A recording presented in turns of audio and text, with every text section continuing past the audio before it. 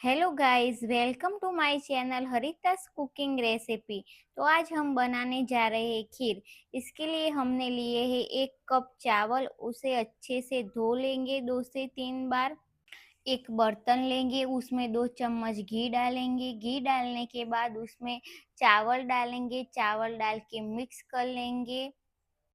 1 गिलास पानी डालेंगे, उसे अच्छे से चावल को पकने देंगे। चावल पक जाए उसके बाद हम उसमें 200 ग्राम दूध डालेंगे। दूध डालने के बाद 1 कटोरी चीनी डालेंगे।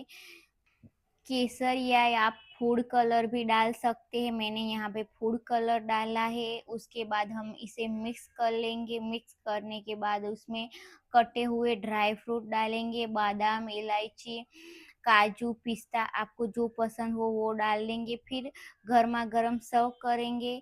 तो ऊपर से फिर से हम ड्राई फ्रूट डालेंगे गार्निशिंग के लिए।